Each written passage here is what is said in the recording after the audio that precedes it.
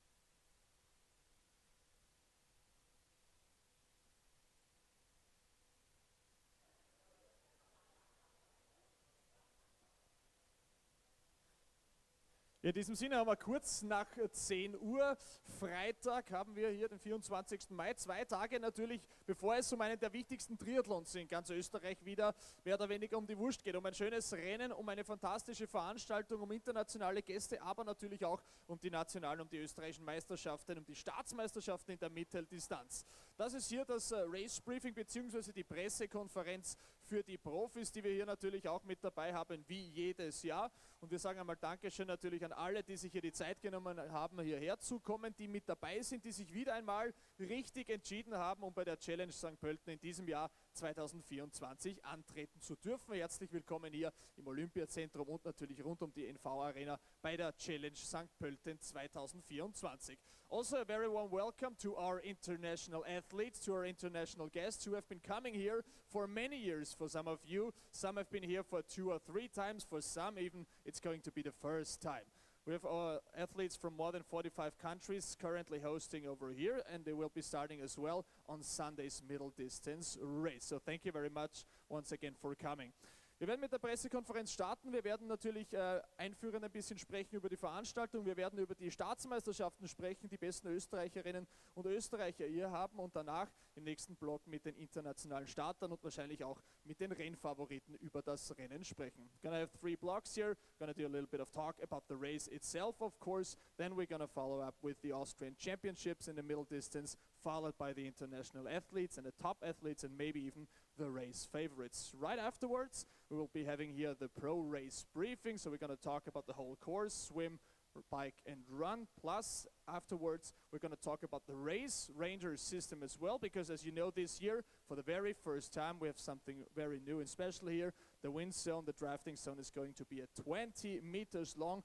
How exactly all this works, how electronically and perfectly it is, we will talk about with somebody from the Race Ranger system later on. Also Race Ranger gibt es heuer auch zum allerersten Mal bei der Challenge St. Pölten, nur für das Profifeld, aber was das genau ist, darüber sprechen wir dann nach 11 Uhr, nach dem Race Briefing der Profis ebenfalls noch mit dazu. Ja, und eine perfekte Organisation funktioniert natürlich auch im Rahmen eines der größten Triathlon-Veranstaltungen und Sportveranstaltungen in Österreich nicht, ohne dass natürlich auch die Politik ordentlich mit angreift. In diesem Sinne darf ich kurz hier bei uns auf der Bühne begrüßen für ein paar einführende, schöne Worte seitens der Stadt St. Pölten. Sportstadtrat Heinz Hauptmann, Applaus bitte.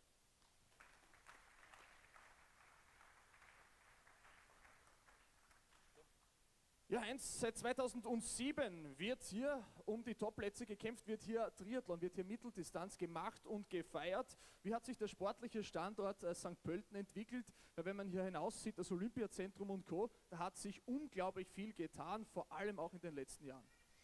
Ja, St. Pölten bekennt sich ja zum Sport und wir entwickeln uns immer weiter. Wie du schon gesagt hast, also das Olympiazentrum wird immer weiter ausgebaut. Natürlich auch mit tatkräftiger und finanzieller Unterstützung von der Stadt. Und wir sind natürlich auch sehr stolz auf diese Veranstaltungen. Tausende Teilnehmer. Wir sind über die Grenzen von Österreich weit hinaus bekannt. Und ich glaube, einzigartig ist ja auch diese Strecke auf der Autobahn, also auf der Stellstraße. Und die Leistungen, die hier gezeigt werden, sind ja wirklich einfach zum Herzeigen. Damit natürlich auch die Sportlerinnen und Sportler und in der Live-Übertragung die Leute das verstehen lernen. Wie viel Organisation ist es seitens der Stadt? Wann werdet ihr da zum ersten Mal von der Veranstalterseite kontaktiert? Wir brauchen eure Hilfe. Ja, ich glaube, das ist immer am letzten Tag, also sprich Sonntag, am Montag gehen wir wieder an. Es ist ja wirklich eine monatelange, eigentlich laufende Planung. Und die Stadt unterstützt natürlich die Veranstaltung sehr gerne, sei es mit der Müllabfuhr, sei es mit der Elektrizität, sei es mit Wasserversorgung und. Ja. Und natürlich auch eine finanzielle Unterstützung für diese Veranstaltung ist dabei. Was wünscht man sich als Sportstadtrat ganz besonders dann, dass man sagen kann, am Sonntag, es war ein super Rennen? Gibt es da besondere Wünsche?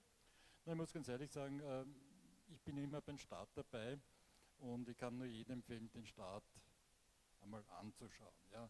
Also die Leute, wie sie sich anstellen, das sind sehr unterschiedliche. Manche sind ganz ruhig, manche sind aufgeregt. Ja.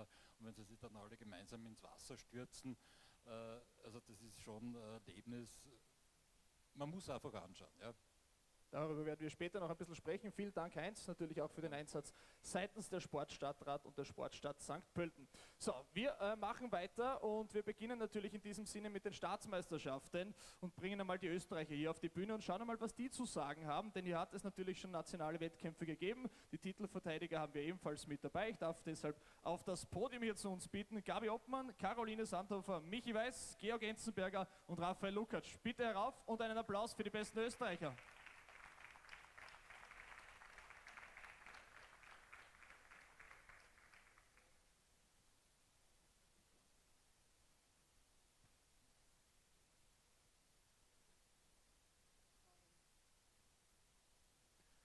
Wunderbar, denn natürlich gibt es über die Mitteldistanz auch die nationalen Meisterschaften aus diesem Jahr und über die 1,9 Kilometer Schwimmen, die 90 Radfahren und dem Halbmarathon, dem abschließenden, wollen wir natürlich wissen, allen voran von Gabi Oppmann, Titelverteidigerin und letztes Jahr Platz 4 bei der Challenge St. Pölten. Wie geht's dir einmal aktuell?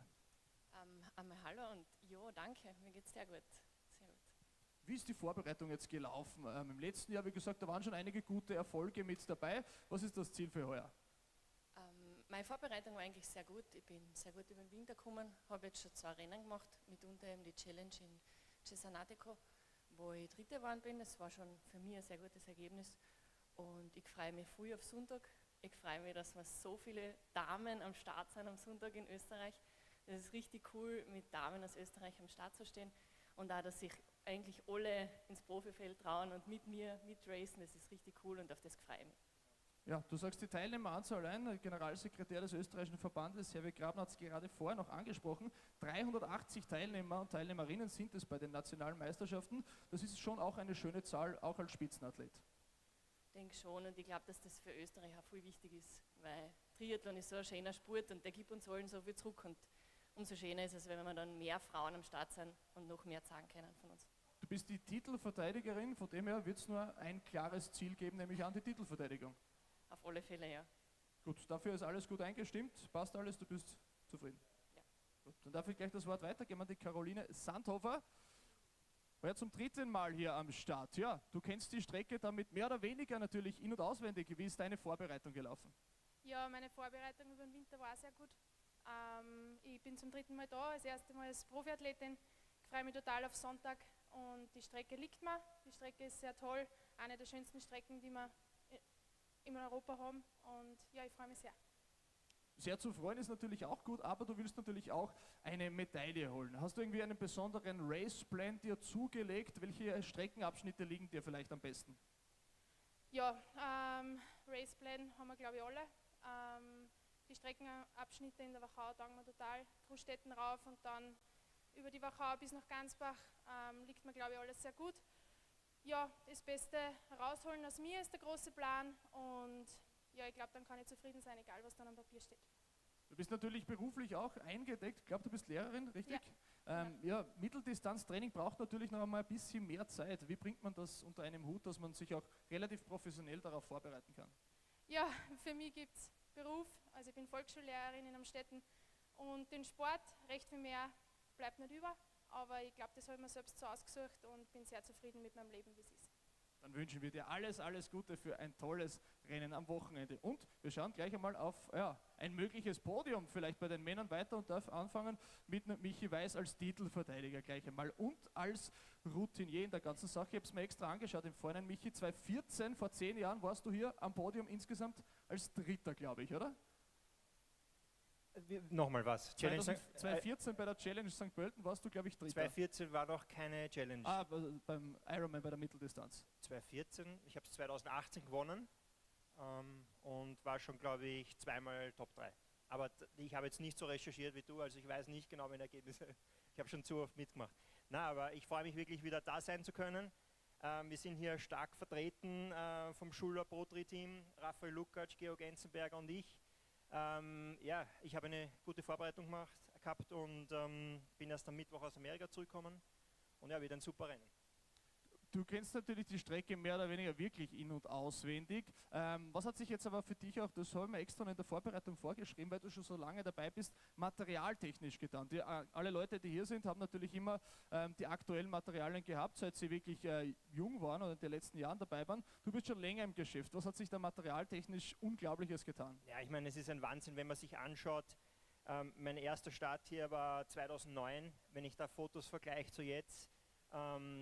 Es ist einfach so, dass heutzutage das Niveau, vor allem am Rad, sich deutlich verbessert hat. Es geht jeder Aero testen, es sitzt jeder wirklich optimal am Rad. Also von der Technik hat sich sehr viel getan. Dadurch kommt es auch zu einem sehr kompakten Feld. Also die Leute, die zusammen schwimmen, fahren dann oft gemeinsam am Rad. Deswegen glaube ich, dass der Race Ranger, den du schon angesprochen hast, dieses Abstand-Messgerät, dass das sehr wichtig sein wird, vor allem, weil es hier 20 Meter Abstandregel ist. Ja.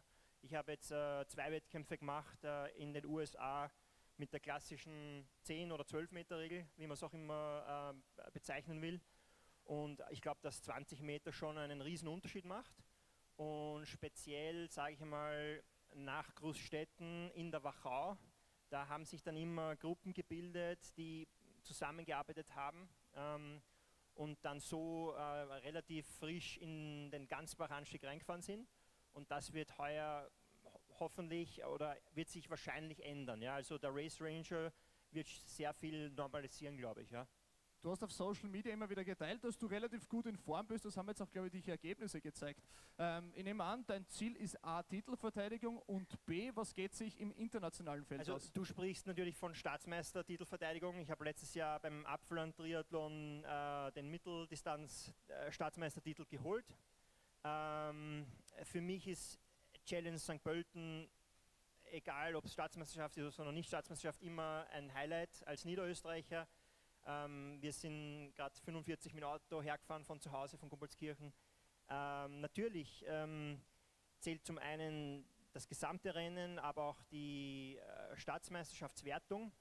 Es sind halt sehr viele jüngere Athleten am Start, ja, also das ist nicht schwierig, jüngere Konkurrenz zu haben, aber auch natürlich Spezialisten auf dieser Halbdistanz, so wie mein Teamkollege, der Raffi Lukac. Georg ist eher ein Allrounder, aber man darf natürlich auch nicht den Philipp Bertl vergessen, der von der olympischen Distanz kommt. Ja. Macht seine erste Halbdistanz hier und der bringt natürlich eine Geschwindigkeit mit, die wir gar nicht kennen beim Schwimmen und beim Laufen. Man muss halt dann schauen, wie er sich tut am Rad insgesamt. Aber ja, es wird sicher ein spannender Kampf. Wir haben einige junge Athleten, so wie den Jan Schiebel auch aus Niederösterreich. Also für mich persönlich, natürlich möchte ich Staatsmeister werden, aber es ist, sage ich mal, bei mir so, dass ich die Halbdistanzen eher nutze, um mich auf die Langdistanz-Saison vorzubereiten. Also ich mache dann sehr viele Langdistanzen und ja, für mich ist das ein Sprungbrett und mein letztes Ergebnis war nicht so gut in Chattanooga und ich möchte ein bisschen Wiedergutmachung hier holen und ja, einfach mein Bestes geben vor heimischem Publikum. Aber die Form ist gut. Form ist gut, ja, aber ich bin einfach zweimal hin und her geflogen in die USA innerhalb von einer Woche und das war vielleicht ja, sehr gewagt und ja, deswegen möchte ich letzten Sonntag nicht überbewerten und ich fühle mich gut und freue mich auf Sonntag. Dann voller Angriff am Sonntag und wir dürfen gleich überleiten zu deinem jüngeren Teamkollegen, zu Raffi Lukac. So, noch nicht allzu lange mit dabei auf der Mitteldistanz, aber du hast schon in gewissen Teilabschnitten bewiesen, dass du richtig stark sein kannst. Was ist heuer dein großes Ziel? Ja, das große Ziel ist natürlich Staatsmeister werden. Bin auch gut in die Saison gestartet. Ich bin in Valencia beim 70.3 gestartet. Da war halt echt ein super Start dafür. Das waren 90 Profis am Start und da guten Formtest gehabt, war in alle 3 Disziplinen stabil, laufen war echt gut und das will ich natürlich am Sonntag noch mal zeigen können. Wenn man natürlich jetzt noch nicht allzu viele Mitteldistanzen in den Beinen im Körper hat und in jungen Jahren ist es oft nicht leicht mit dem Thema Ernährung. Hast du dich doch da mit dem neu beschäftigen müssen oder irgendwas weiterentwickelt? Na, also ich komme mit der Verpflegung und so eigentlich immer gut zurecht und ich glaube, dass dass ich da schon geübt bin und das hinhauen wird. Schwimmen ist ein entscheidender Punkt, aber deine Stärke liegt eher beim Radfahren und beim Laufen, nehme ich an dann. Ja, also Schwimmen ist immer so, ja, Wundertüte nicht, aber es ist ja so, einmal schaffe ich einen Sprung in die vordere Gruppen, einmal nicht. Valencia war genau ein bisschen ein Pech, habe dann, glaube ich, 20 Sekunden Rückstand auf die erste große Gruppe gehabt. Aber ich werde natürlich am Sonntag probieren, dass ich da beim Schwimmen schon dabei bin und dann am Rad Gas geben kann. Hoffen wir das, denn es wird schönes Wetter werden, ein bisschen kühl in der Früh, aber zum Wetter sprechen wir später noch. Danke Rafi Lukacs, alles Gute am Sonntag und wir reden gleich weiter vom Mitteldistanz-Staatsmeister zum Meister auf der Langdistanz aus dem letzten Jahr, zu Georg Enzenberger. Ja, wie war deine Vorbereitung? Was ist dein Ziel für Sonntag? Ja, prinzipiell war bei mir die Vorbereitung jetzt über den Winter auch sehr gut. Der Fokus ist im Training aber schon eher auf der Langdistanz gelegen. Also mein großes Ziel jetzt für die erste Saisonhälfte ist in 3 Wochen die WM-Quali wieder schaffen für Hawaii beim Ironman Austria. Wie es auch letztes Jahr war, von dem her war natürlich auch das Training drauf angepasst. Nichtsdestotrotz glaube ich schon, dass das auch für die Mitteldistanz sehr gut funktioniert, vor allem auf der Radstrecken da in St. Pölten, glaube ich, wird es auch ein bisschen besser funktionieren als vielleicht nur letzte Woche beim Apfelland-Triathlon, wo ich mir meine Grenzen selber schon aufgezeigt habe. Mit einem Langdistanz-Training auf einer extrem selektiven Radstrecke mit einfach sehr viel Spitzen. Habe ich selber auf der ersten Hälfte ein bisschen übertrieben am Radl und dann dem ganzen Tribut gezahlt und gebüßt. Nichtsdestotrotz, glaube ich, habe ich daraus gelernt und weiß ich, dass mir die Strecken da sicher mit der Autobahn, wo man einfach wirklich konstant hohe Leistung fahren muss, das Ganze dann auch in der Wachau, ich glaube, dass man das dann schon ein bisschen eher entgegenkommt und ja, da muss man schauen. Ich wird das erste Rennen für mich auch mit 20 Meter Regel und Race Ranger. Ich habe die Hoffnung, dass das Radrennen, sage ich jetzt einmal, dadurch dann auch vielleicht nur fairer wird als in letzter Zeit einfach war schon einmal und dass man dann auch wirklich beim Radpad mehr Unterschiede setzen kann oder vielleicht dem einen oder anderen Konkurrenten ein bisschen mehr wehtun kann und der eine oder andere dadurch dann vielleicht auch beim Laufen ein bisschen mehr leidet, als es in der Vergangenheit war, wo man einfach ja, gerade in der Wachau des Öfteren größere Gruppen gesehen hat und das kann man halt nicht abstreiten. Bei 12 Meter, wenn du die 4., 5. Person bist in der Gruppe, hast du einen riesen Vorteil und sparst da richtig viel Kraft und Energie und ich glaube, dass das heuer sicher anders sein wird und von dem her wird es auch sicher interessant, wie dann das ganze Rennen geschehen wird und ja, es ist halt nicht nur Staatsmeisterschaft, sondern auch Challenge St. Pölten allgemein und von dem her muss man auch ein bisschen auf die internationalen Starter, vor allem aus unserem Nachbarland, aus Deutschland schauen.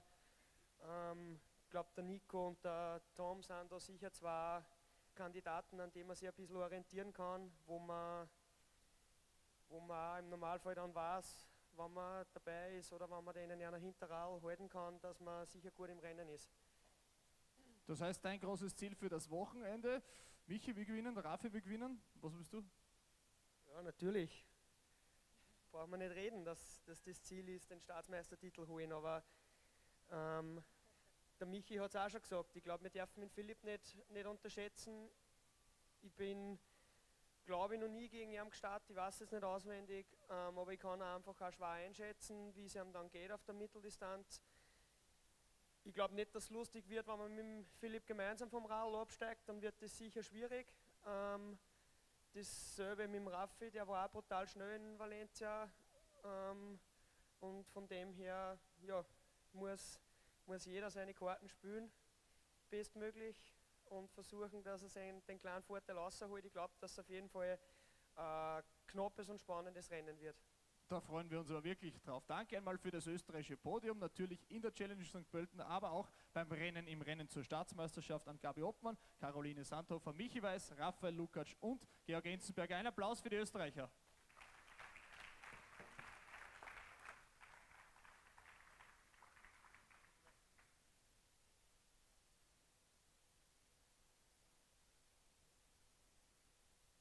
Ja, und weil wir natürlich jetzt ein internationales Podium haben, auch wenn wir viele deutsche Starterinnen und Starter mit dabei haben, werden wir den restlichen Teil auf Englisch machen. So from now on we're gonna switch to English. So for the international athletes, also if you're from Austria, from Germany, of course it's not gonna be a problem also to do this rest of the pro press conference, the race briefing and the answers please as well in the English language. So from now on I would like to invite to come to the podium Daniela Kleiser, Laura Zimmermann, Tina Poljalainen, Tom Hook, Nicholas Mann and Will Draper. An applause for our international athletes.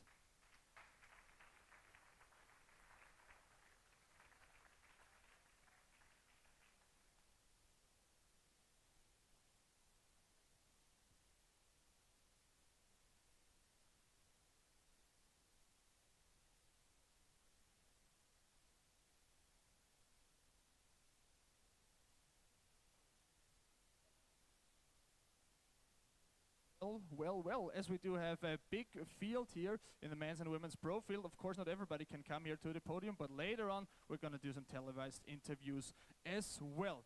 For Daniela Kleiser, by the way, our German athlete here who has been here a few times, it's going to be a very special day on Sunday. It's going to be, Daniela, your 27th birthday. How is it celebrating this year at the challenge? Yeah, I've choose this day because normally I wanted to try a back-to-back-to-back racing. Sadly, I had shingles. It's I was sick and I couldn't start at Mallorca, so it's just a back-to-back race. And I did Apfelland before, and yeah, so I hope to have a very good day on my birthday. So yeah, I'm really looking forward to Sunday. Of course, it takes a while to perfectly prepare for a middle distance race. How has your preparation been within the, let's say, 6 to 8 months before the race? Oh, it was very bad. I have to say, I was sick very often. I haven't found the reason yet, but yeah, I was sick every 4 to 6 weeks, and then I was off of training like 1 week, or sometimes 2 or 3, and then I had to start training again. But my plan is to get fit within the races, so that's my plan, and maybe I could gain some fitness in Apfeland. As we can also see from the previous results, swimming might not be your best part of the race, then it gets better throughout the bike, and at the running at the very end you should be the very best. What kind of race do you expect? I hope to have a very short distance to the front after the swim. Maybe with the run part of the swim, I can gain a bit of minutes or seconds. Yeah, then I will race on the bike as hard as I can and hope to climb up the hill quite fast because I'm light, so it will be my favorite part. And then I will go off the bike and run however I can. But the main goal, of course, will be to win, right? That's true, but I have some fast ladies with me on the course, so I think it will be hard to win, but yeah, let's see what will happen on Sunday. Well, we will see on your birthday, on your 27th. Thank you very much, Daniela, for this first words. Then we continue with Laura Zimmermann from Germany, mainly coming from the long distance races. How does it feel like to do the middle distance right now, and what's your goal for St. Pölten?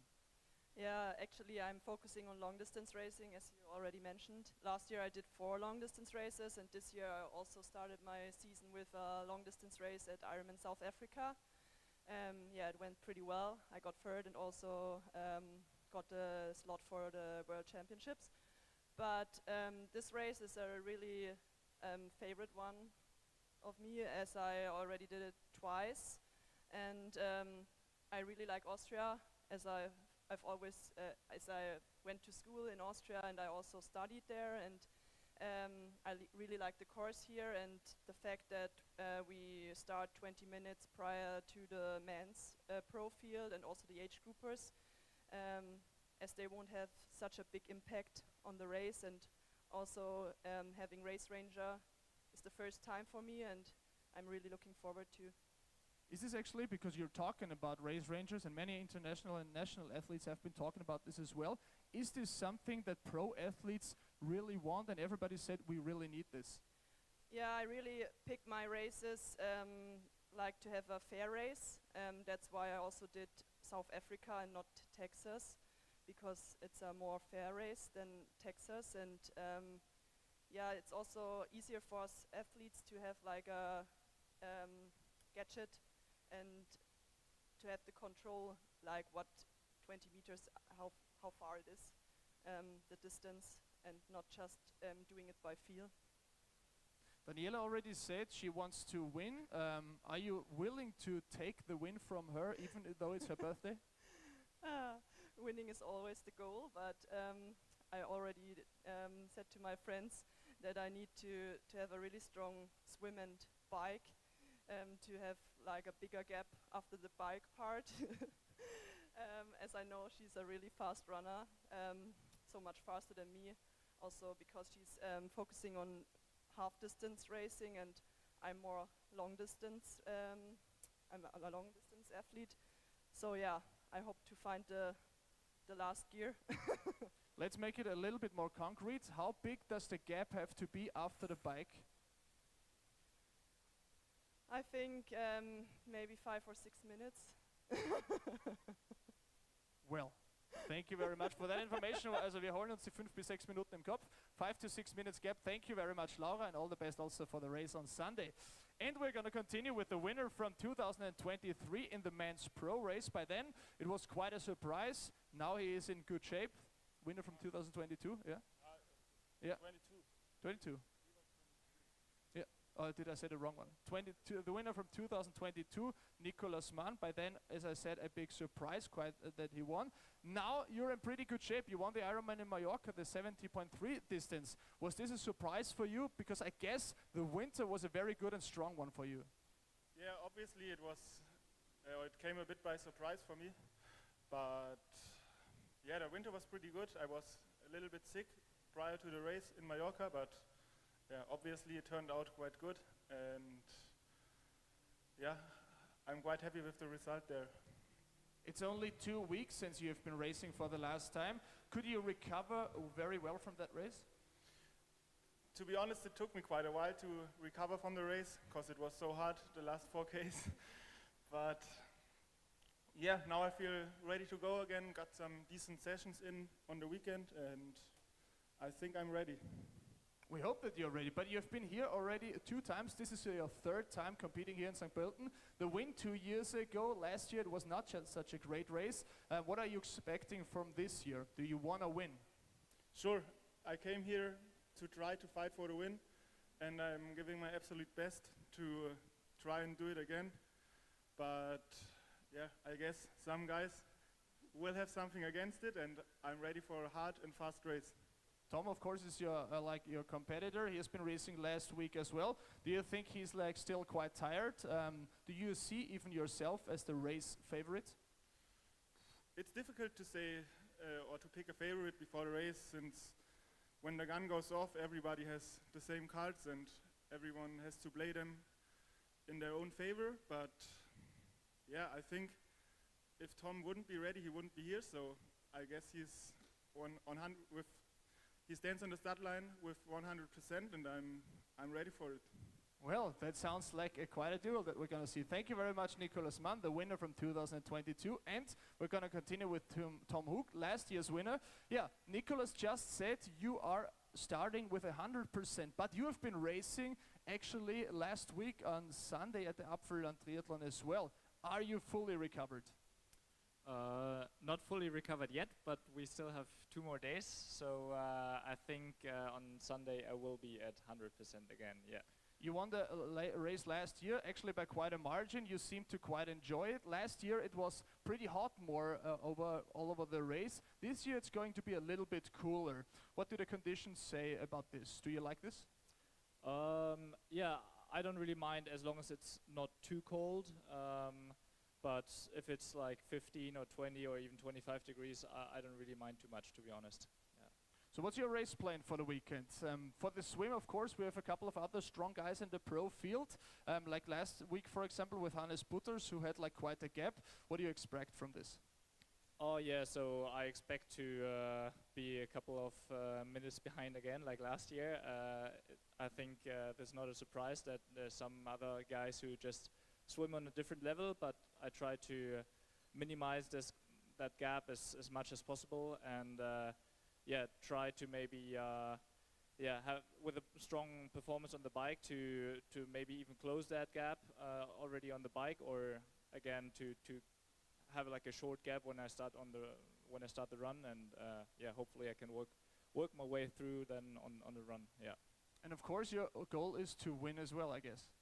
Yeah, sure. I mean, the goal is obviously to defend my title, but yeah, I know that there's, as Nico said, like quite a few other people who have already shown pretty strong performances this year, and also I think I'm the best example to respect everyone that stands on the start line on Sunday, as I think last year no one has expected me to even make a podium or whatsoever. So I'm really respecting everyone who's racing, and I'm trying to do my best to hopefully take the win again. Both you and Nicholas, when you won here, you were not among the race favorites. Now you are. Do you feel a little bit, to be honest, under pressure?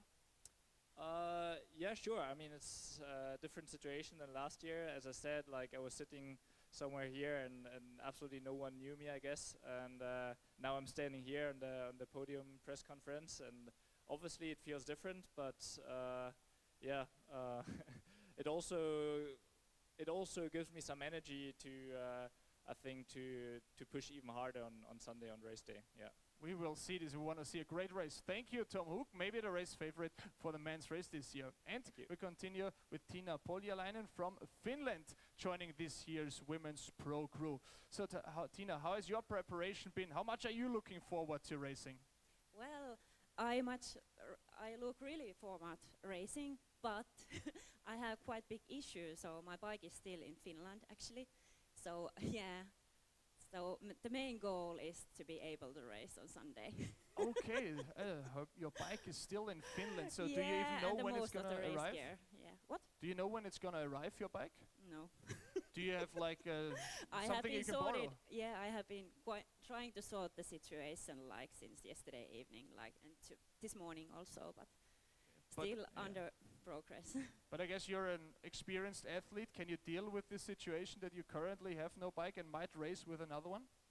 This is actually first time this happens to me. So, but yeah, I think I have to prepare for the plan B, and if I find another bike here and another gear. So let's see what happens. Besides that, how's your shape going? How are you doing? Well, exactly, this race is going to be my first one this year, so it's quite a big question mark what the fitness is at the moment. So it's the first one, so let's see. But I have been training and not like any breaks after the last race, so seems like should be okay, but let's see those other concerns. Seems like a good preparation. So what's your goal? The podium at least, I guess. Let's see, the first goal is to get to the race, yeah. Step by step, of course. All the best, and we hope for Tiina, of course, that she gets her bike back. And for the final podium here is Will Draper. Well, Will, you've been here also before to St. Pölten. Why did you choose to come back? Yeah, my third time here, and yeah, it's just a great course, and it's really well organized, and across the races throughout the years, the more years that you race, you kind of find the ones you prefer, and yeah, things from fair racing like the 20 meters, and also just the parcours, like what the course is like. You just find ones that you like and what suits you, and then it makes you want to come back and race again. So what's your goal? How was your preparation? Yeah, my preparation's good. I have my bike, so yeah. No, it was good. I raced Xterra in the UK 2 weeks ago and won, and then I raced in Samarin last weekend and had a good race there. So it's been quite good, but I've only kind of done triathlon a few years, so in the past I've not really came to get to the podium, whereas I think this year I'll fight for the podium for the first time, really. Well, then we want to see you fighting on Sunday. Thank you very much also to our Pro Athletes joining here at this press conference. Die Österreicher noch bitte kurz, die vorher auch hier waren, auch für ein Foto zurück auf die Bühne. Die 5, die wir hier gehabt haben. Dann machen wir ein kurzes Bild mit den ganzen Athletinnen und Athleten, die wir jetzt hier gehabt haben. Im Anschluss auch mit den gleichen Herrschaften ein kurzes gemeinsames Interview für die Pressekonferenz im Anschluss. So, this is our podium here. Für die Österreicher noch mal kurz raufkommen und thank you very much actually for everybody who's been joining us in the live stream for this press conference. The race, by the way, starts on Sunday, 7 a.m. The women's race, 7:20 the men's pro race, so 20 minutes later, and 7:30 it will be the age groupers. Well, that's a nice picture. Give them a little bit of an applause once again, and thank you very much to everybody who's been watching.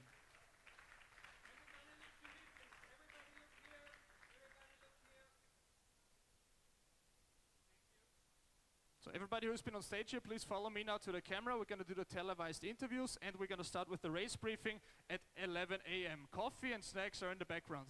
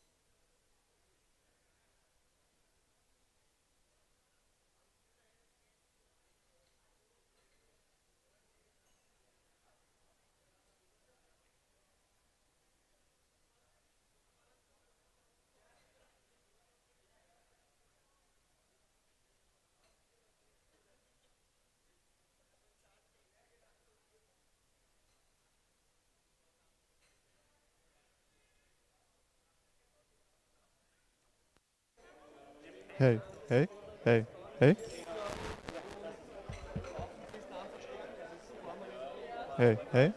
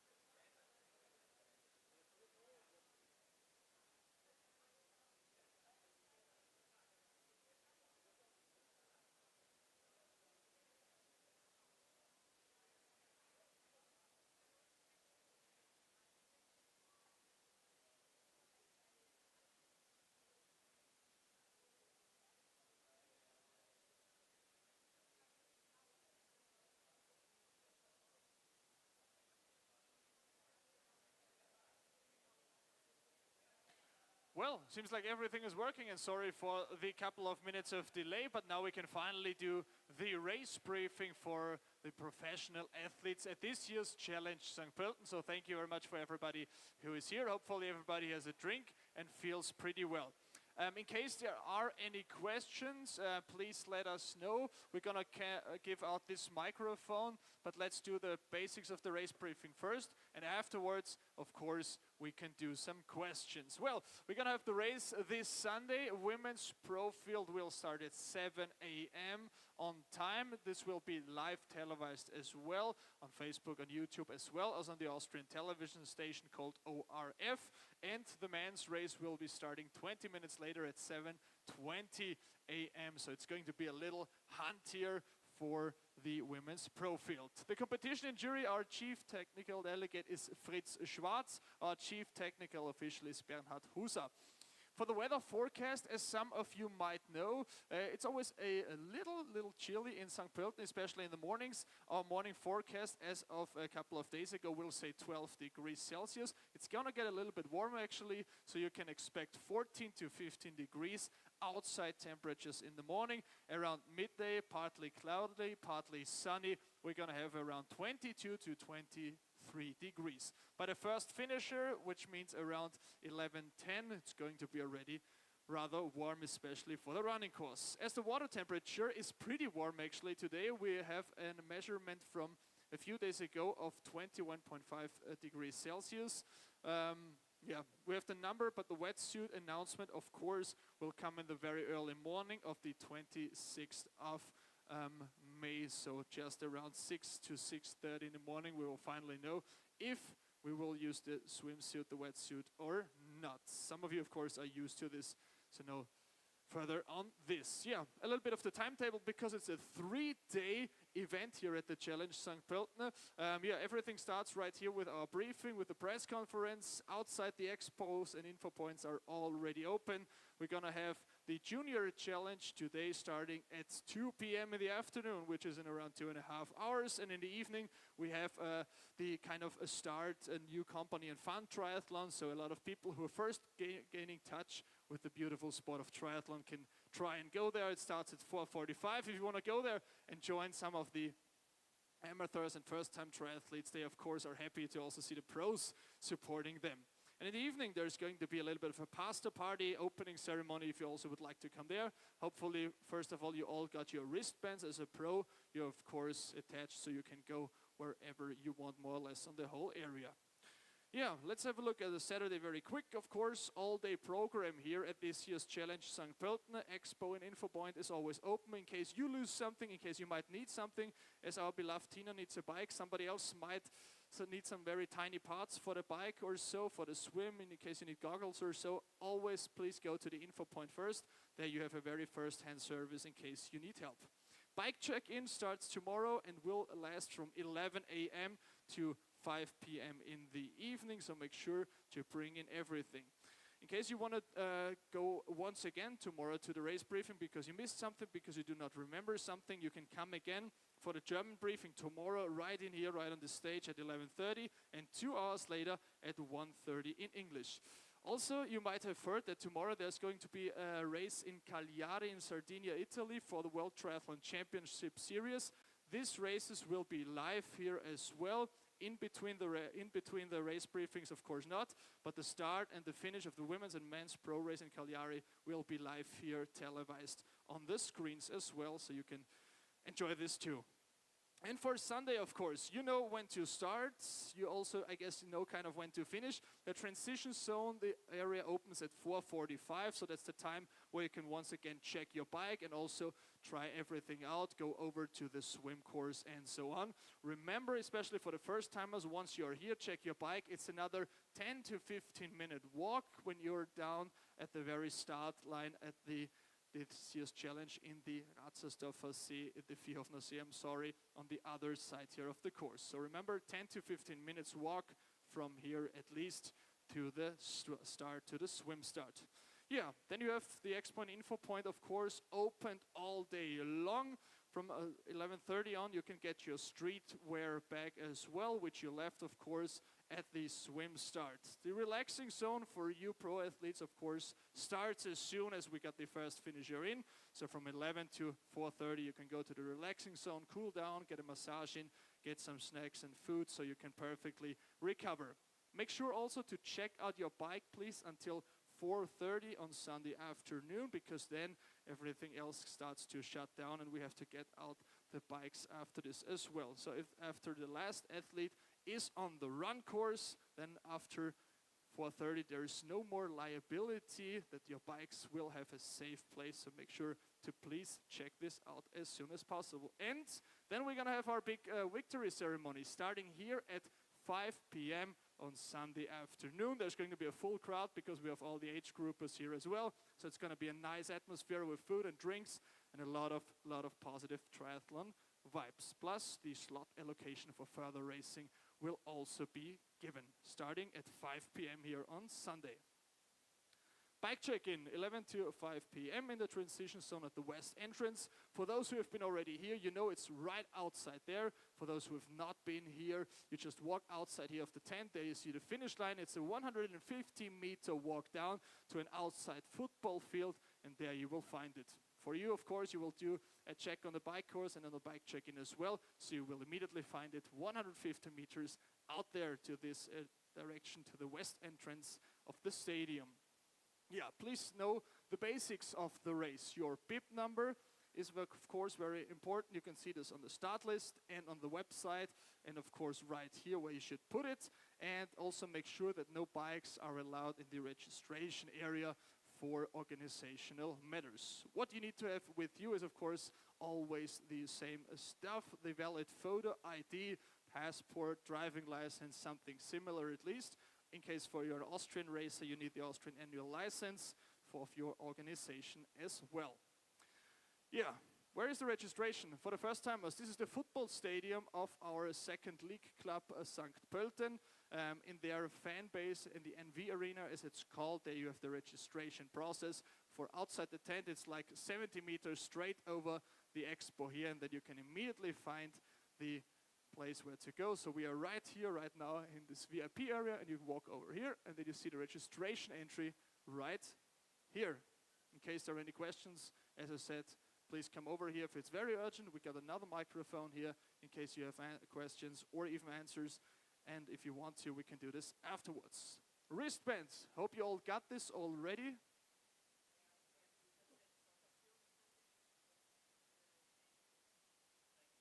I said this wrong. I said, well, my bad, of course. My bad, of course. The transition is, of course, inside the football stadium, entering from the west entrance, of course. Yeah, this is inside the football stadium, of course. You run in there, and then you can get your bikes checked in and checked out there, as last year. Yeah. By the way, if you want to watch the highlight videos of last year, you go just to YouTube, Challenge St. Pölten, and then you can see everything perfectly. Yeah, wristbands, most importantly, so you can access everything and also come in and get out everywhere. Make sure that you get this. Now our organizers around Nina Schwarz and with Lena also, they are here. They can give you the wristbands so you can easily access everything. Please make sure to use it for the transition areas when you're here around the course to get food and drinks as well. And also please wear it during the race. The bike check-in, now we are here, is at the west entrance. As Michi has already mentioned perfectly right, inside the football stadium we have the transition area for the bikes, but make sure to go in through the west entrance. This is out here to the tent in this direction, and then there is a left inner stand in which you can perfectly walk in. West entrance. It's on the way to the swim course, by the way. For the bike check-in, please put your bike race number on the seat post. As in every triathlon, this is also mandatory. So we, or the race rangers, or of course the TOs can see the numbers from the side in case we need it. Same goes for the helmet. We put the number in the front with the logo, so we can perfectly see the number. In the case here, it's the 45499. And the other two, please put them on the left and on the right side of your helmets.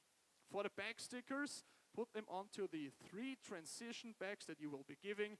Bring the red and the blue bag to check the bike in and put your helmet. And most importantly, as always, please close the helmet band right here. After you had a control by the TO, the technical official. Please bring your bike to the position with your number. This is of course also highly important.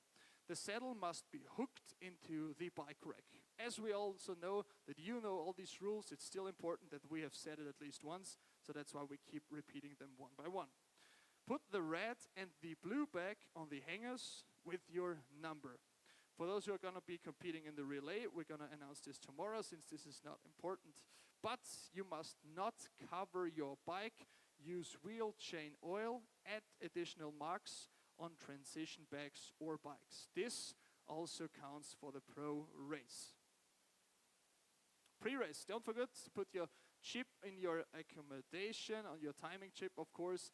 The access to the transition area is between 5:45 and 7 only, 7 a.m. in the morning, so you can be there a little bit early of course, since you will be the first one to start. 7 a.m. women, 7:20 a.m. men's PreRace. There is of course bike service on site during this time. In case you see something in the morning, something popped out of your bike, there is no air anymore in the tires or so, let us know as soon as possible. There will be bike service around you as well, plus you already know where the info point is. Yeah, don't put the track pump into any bag, this is not allowed. Also no wheel pump depot at the transition, so there is one of course, you can get your tires pumped here, but only by the officials. Make sure to please write your bib onto your wheel pump, your start number. Streetwear drop-off. This goes into the green bag at the Viehhofner See, which is the location where we're going to have the swim start later. The green bag, the streetwear bag, so everything that you need immediately after the race. The warm-up of the swim will end at exactly 6:45, so 15 minutes prior to the women's PreRace. There is no more warm-up possible. Me and Barbara, we will be standing over there and then announce that swimming is over. And by then, please get out of the lake so we can prepare everything for the PreRace.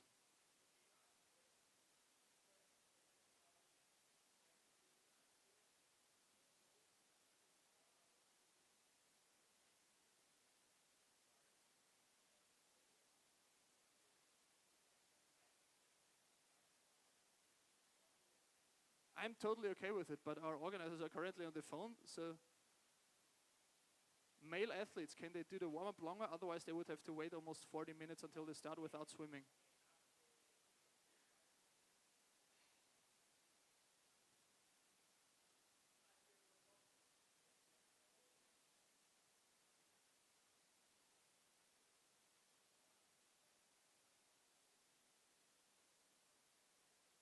Okay, so for the men's race afterwards, please do not bother any athletes, especially the women's pro athletes, when they are in their race preparation. So when you do the warm-up, maybe a little bit outside of the immediate start area, I think then this is fine.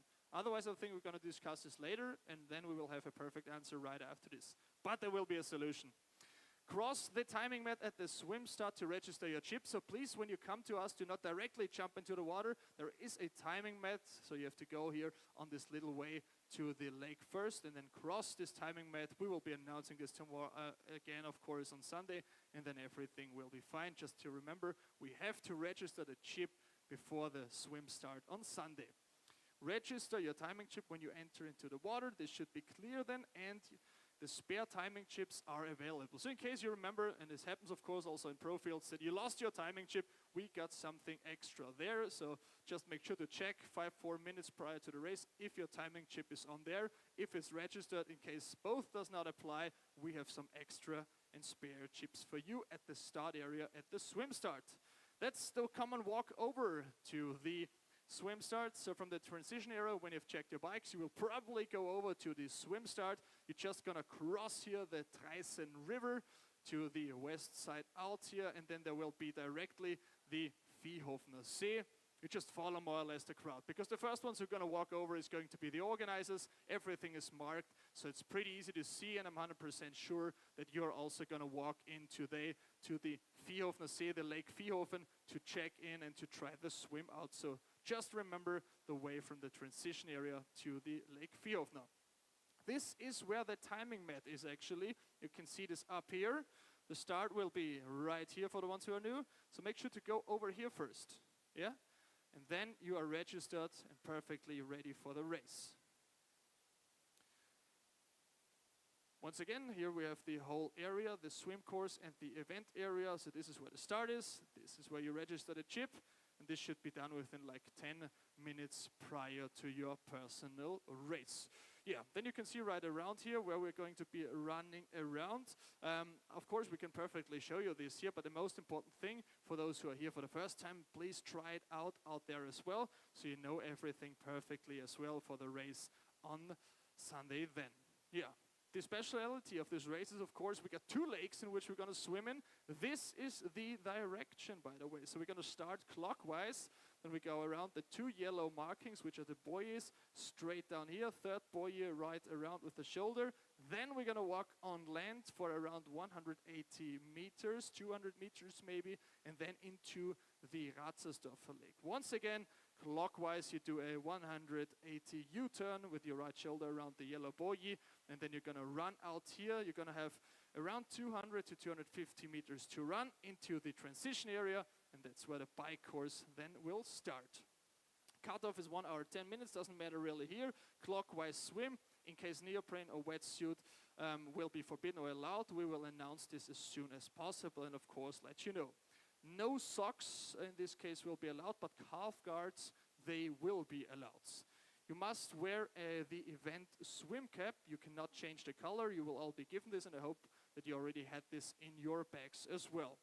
After the swim, you may take your wetsuit off only until the hips. Of course, as pro racers, you know it, but once again, we highly announce it again so everybody remembers it. Only here until the hips, you can move down the wetsuit. All changing must be done in the change tent from then on. There is no cutting the course short, since this will probably lead at least to a time problem or maybe even to a disqualification. If you have to stop the race, please bring the timing chip to an official. Also, if you remember during the race that you lost the time chip, let us know as soon as possible. Maybe even it happens here. If it's outside or happening somewhere at the bike course, there are also the TOs outside there that might be able to help you. Yeah, transition, check if the timing chip is at your ankle. Spare timing chips we do have available also, as you can see here, at the penalty tent bike at the transition exit. Then you grab your red bag of the racks before the changing area. Please place all the swim gear into your red bike and then make sure to close it tight so nothing will fall out. So we're going to have many thousands of athletes racing here on a Sunday. As you leave the changing and transition area, drop the red bag at the drop zone. Then put the bib at the back. Make sure the helmet fits snugly and that the helmet strap, and this is highly important, is fastened and closed before removing the bike from the rack. So helmet, close it, always comes first before taking the bike. Then push your bike to the mount line. Do not block other athletes, and there will be a deposit table for optical glasses in case someone of you also needs it. This will be right outside the exchange there as well. Inside the stadium, of course, you will have the lower numbers, so you can find your spot somewhere in the very front up here. Make sure to check this out, and then you always have the same direction in which we are going to go. So you're going to come here right in, and once again, we do the counterclockwise running. So, for example, if you have the bib number 500, which is around here, you run in here to the stadium, go there, and then you have to go all the way back, so everybody does the exact same distance. If you have number 70, for example, you will be placed here somewhere, you run in here, and you run the full lap again until you're out. Always do the full lap. And then, one of the most beautiful bike courses in the whole of triathlon history. This is the around 90 kilometers distance. And you can see here, in this little graphic down, we have 2 inclines which are going to go a little bit up. So we're going to have the start in the St. Pölten at kilometer 0 more or less, and then we go out directly on the highway on this beautiful and more or less one of a kind part of triathlon racing and even in history. We have the S, which stands for start. We have the F, which stands for finish here as well. and we have a couple of images, especially places that we're going to show you later, which might be a little tougher. Everything that's marked in red is more or less flat. Everything that's marked in red to brown goes uphill, is an incline, is a climb, and everything that is marked in a darker yellow here, this is the decline, this is the downhill part of the race. Yeah, we have this first incline around 25k to go. It goes up to 3 kilometers, then a little bit hilly, going on and flat, and from kilometer around 64 to 68, we do have the second and even tougher incline before going down and having another final incline right before kilometer 77. Bike cutoffs. Don't get on your bikes before the mount line. This is highly important, and everybody of course knows this. In case you want to pass somebody, please keep right and pass on the left side, such as when you're on the street with a car or with a bike as well. No littering, highly important, can lead to disqualifications or to any penalties, except at the aid stations. So just litter inside the littering zones. This goes for jails, this goes for bottles, this goes for drinks and everything nutritional wise that you want to take to yourself.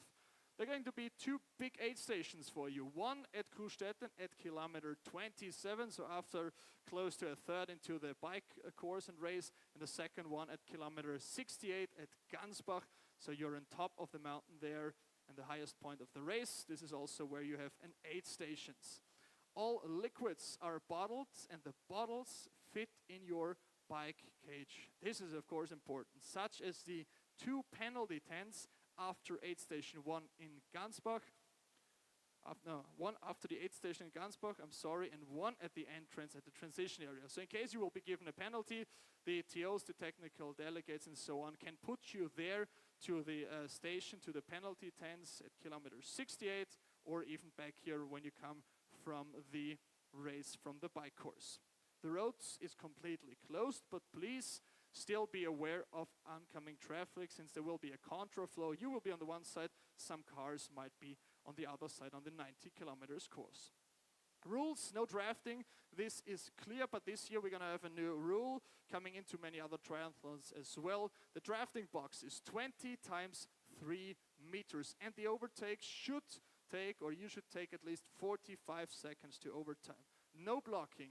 No littering, no unsportsmanlike behavior, no electronical devices, no coaching, no outside assistance.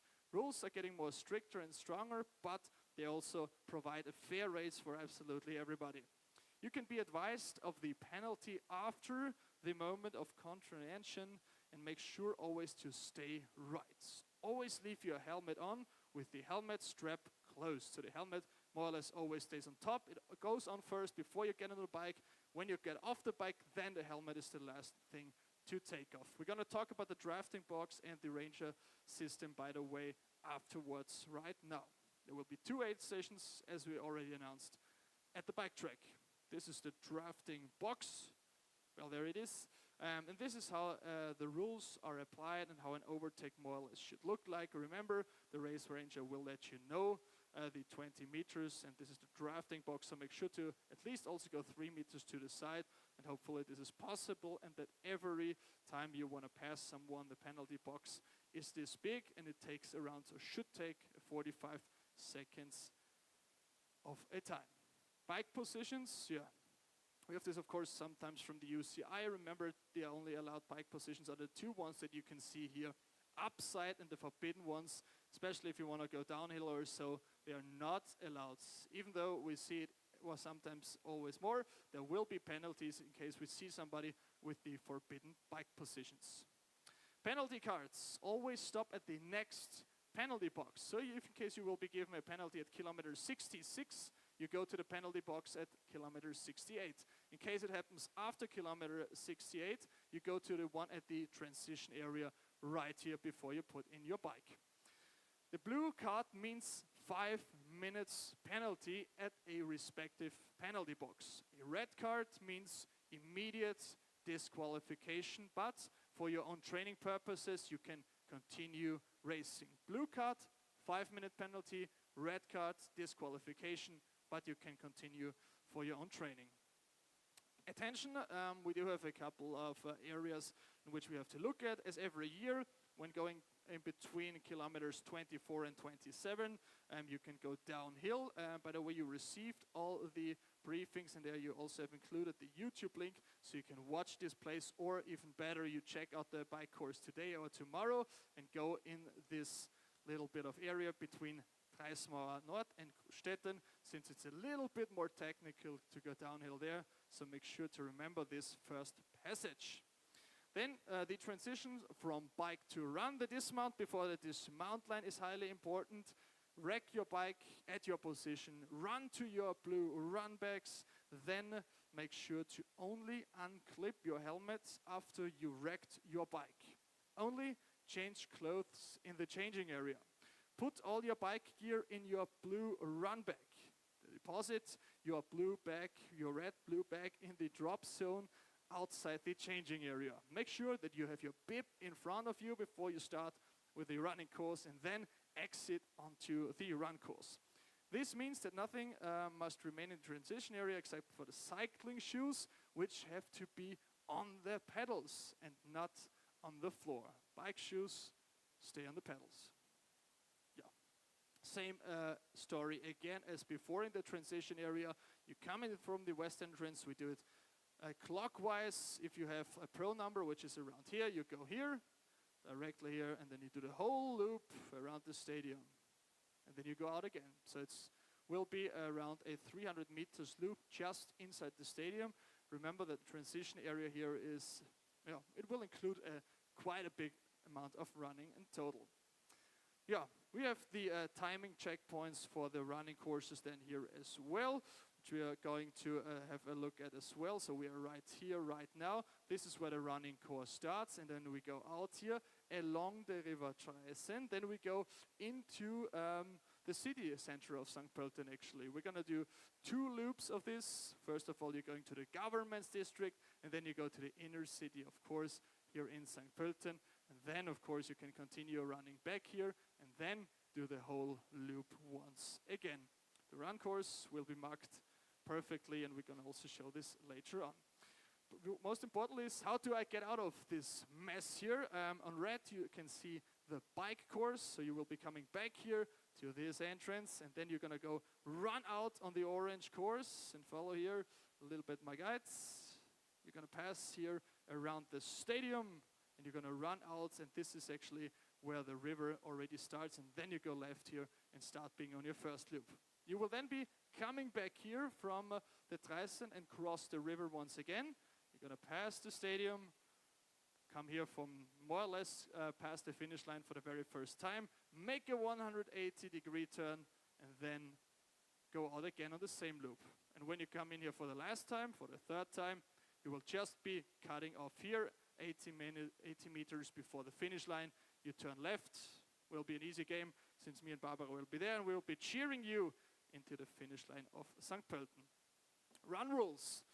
No littering, no pacing, no coaching, no outside assistance, no electronic devices, so no Apple Watches, no WhatsApp, and so on. No cutting of the course as well.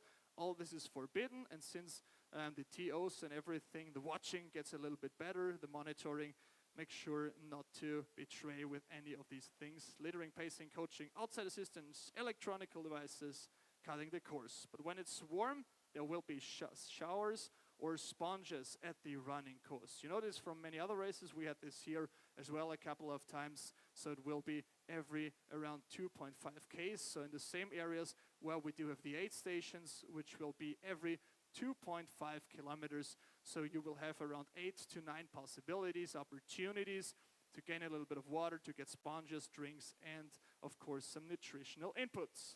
Finish. We'll be asking you, of course, and the organizers, to return your chip before you exit the finish area. So right after the finish line celebration interviews, we're going to remove the chips from you. Then you get your finisher's medal and exit to the finish line. You will probably be asked for interviews, television, and so on as well. Then you have to exit immediately. The relaxation zone is on the left after the finish line access. You will be, of course, amongst the very first to go there and can have the greatest time. And if you want to get your medals engraved, you can do so at the expo, at the info point. This is our central station right here, 70 meters outside. Awards and slots. Yeah, we will announce all of this on Sunday at 5 p.m. in here. We're going to do the award and victory ceremony, the slot allocations. There will be food and drinks, of course, as well. Same here, but with a full tent with thousands of people and attendance. Also, there will be an online live timing link. It's www.pentec-timing.at. There you can find the point, the race challenge St. Pölten, and we're going to send you and of course publish on our social media and via email the perfectly links. Age groupers, I think in here don't really matter, but of course we also would like to see you at the upcoming races at the championship in Chamarin, of course in the upcoming races and years as well. For the fastest run and splits, not sure if this also goes for the pro athletes. This also goes for only for the age groupers, so you cannot win any of those prizes here. After the race, white bags available behind the relaxing zone. Then you have in the relaxing zone on the left after the finishing line exit your bike and your run bags. They're red and blue, and you can go there and check your bike out after you finish from the north side transition. Most importantly, most of you have been here, you all have a colleague. If you ask around, you will always find your way. Just make sure that you have your pro wristband on, then you probably can enter most places. In case you want to have a finisher shirt, you can get this as the SKN fan base, which is also at the registration desk right over there. And the awards at the Expo Stadium are going to be on stage right here. And of course, we will start with the pros first on Sunday. So in case you have to get a flight or so or get back home to any country, pros go first here on Sunday at the victory ceremony. Oh yeah, the QR code for the results, by the way, you also do have this on your bib. This is highly important, so you can just check the phone and send on the link to somebody who might be supporting you. Showers and massage. The service will start at approximately 10:30 a.m. You're gonna walk over here. So remember, we are in here. If you walk out here to the left, you can directly scoot over here to the showers. This is where handball and ice hockey takes place here at the Olympic Center of St. Pölten. You walk out here, and this is where shower, massage, and so on. We'll be waiting for you, free of charge, of course. And on Saturday, it's also possible for 20 euros for 15 minutes in case you need a quick massage. Same here. Some of you, by the way, live here in the Sportzentrum, in the sports center, so it's just a 60 meters walk over here to the shower, to the massage places. Yeah, bike checkouts. You have to bring your bib to get your bike, so make sure that you still have this on. And once the race is over for you, of course, you can a little bit later on do this until 4:30. Just go back into the stadium and use the same way, or even the one followed here by the green dots around the place. Yeah, rules and information for further input, you can just go to our website to challenge-stpölten.com. During the race, we also have not only international rules, but the rules of the Austrian Triathlon Federation. So their rules and regulations apply during the race, and also the Austrian rules and regulations of the road traffic observe this of course as well. It's called STVO in case you want to look it up on Google. And now it's finally time to talk about the Race Ranger system. It's a new one. We are highly excited to hear something about that, and since I've never seen or used it before, we're more than happy to have an expert here. Thank you very much. Maybe a short introduction of what Race Ranger is and why it's so highly important. Hello. Thank you.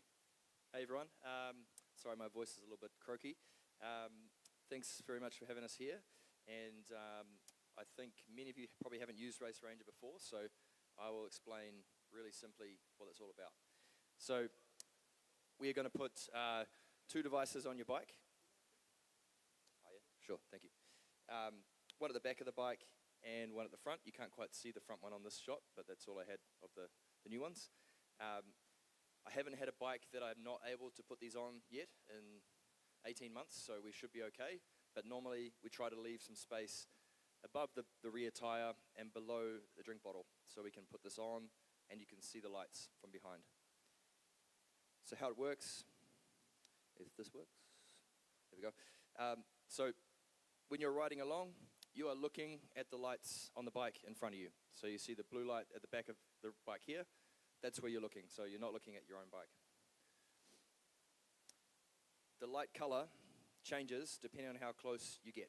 So if you're within 20 meters, the light will be flashing red. Outside 20 meters, you have 5 meters of warning, and these lights are not flashing, they're solid. 2 meters of blue, 3 meters of orange.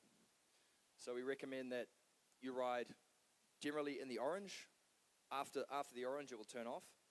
If you go to the blue, then you can say, okay, I will stop, won't go any further forward, come back to orange. So blue, orange is the safest way to race.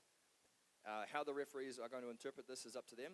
If they see you going into the red and dropping back, usually they will say, hey, you should have continued and passed. So the safest thing to do, stay orange, a little bit of blue. If you go into the red, you say, oh, damn, okay, now I'm going to pass. Simple. I think that's all we had. Yeah, so make a pass, basically. Most important thing is after the race, I need to get these back. So I will take them off the bikes while you're running. But if you do not finish and you go back to the hotel, please come and bring your bike back. I really need to get these back. And if you're in the hospital or something, that's okay. Wake up and we will, with Belinda, we'll contact you and get these back. Any quick questions? Any questions? And I can go around with the microphone.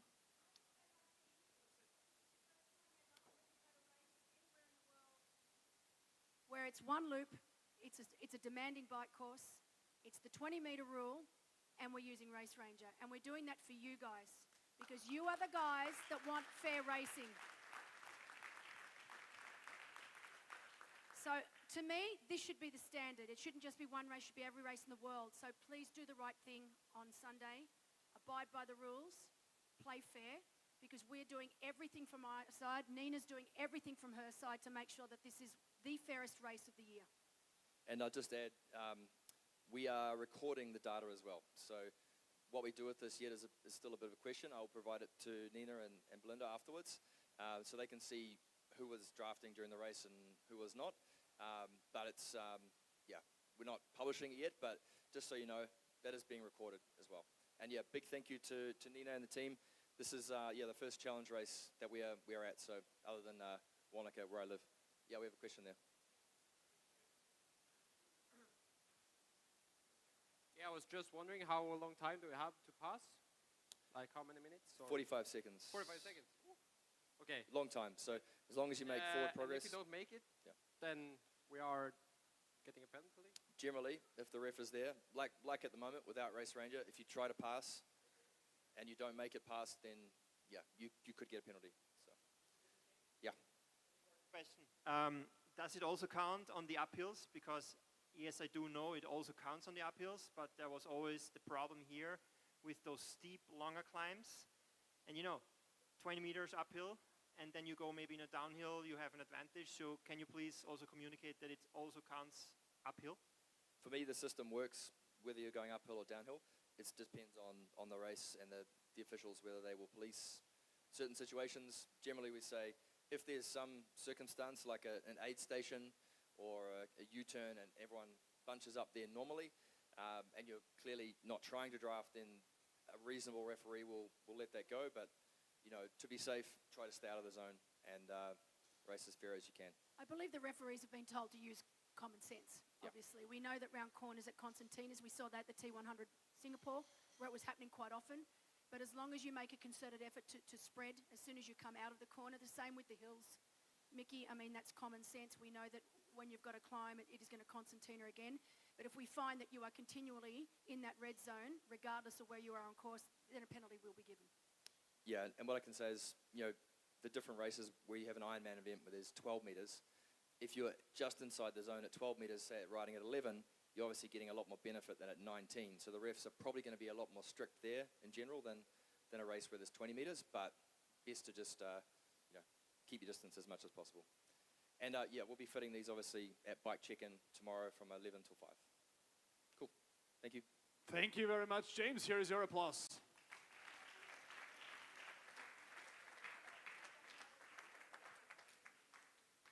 Are there any open questions? And now it's the time to ask, also to come here on stage and let us know something.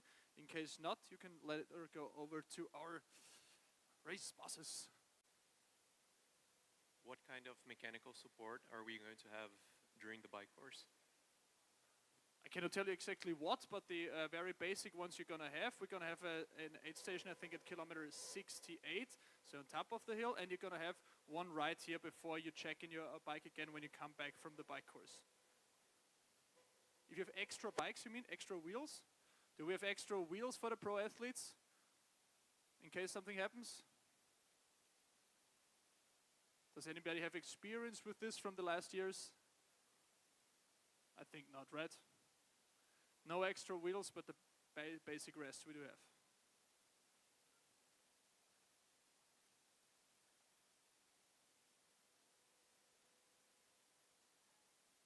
You have to be present at the race briefing, it said. Well, this was the race briefing, and you have all been here. Thank you very much for your time. Make sure to recover pretty well. I know a couple of you had races last week and 2 weeks ago, but in 2 days we have the biggest race for us coming up. This is the Challenge St. Pölten, and to us the pro race, of course, means a lot. It's not only live streamed, it's on live television. We are here for the pros, and we wish you all the best. In case you have any further questions, let us know here on the left side table. We have our TOs for the race here. We have the race organizers here, and from that on we can only say all the best for Sunday, 7 a.m. women's race, 7:20 the men's race. Thank you.